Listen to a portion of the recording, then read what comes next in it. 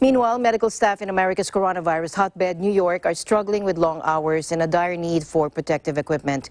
And as infections surge, they increasingly fear for their own safety. Doctors and nurses are working around the clock caring for patients hit by the fast-spreading infection, risking their lives on the front lines of the global crisis. Let's listen to this. Exposure is constant and it's so much that it's just a matter of time before we all have it and we all get it. It's just, there's no way to avoid it because it's constant. The exposure is constant. And like I said, even if we're not being exposed through the patient so much, we are being exposed through each other. And it's a huge loss and we're all devastated.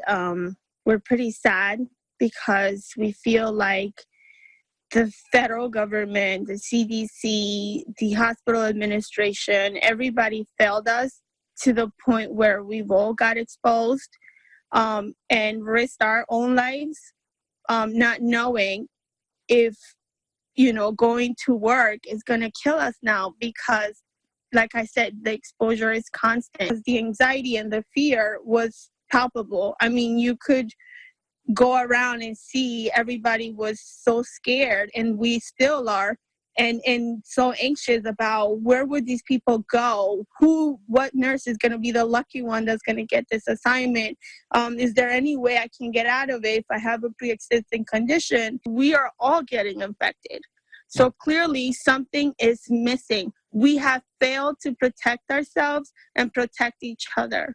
We have floors that are missing most of their staff already because they're sick enough to have to stay home. If we had been protected and we had the proper equipment, we wouldn't be getting sick and exposing each other and being symptomatic enough to be able to stay home.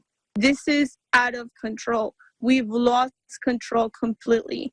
We can't contain it anymore because we can't even raise a flag and a concern to stop it, to take care of it. It's all over the place. I isolated myself, so I'm staying in my attic. I'm lucky enough to have an attic that's I can sleep in. My mother-in-law is isolated on the second floor, and she only has contact with my husband, and he wears a mask and gloves. And then my husband and my kids are on the first floor.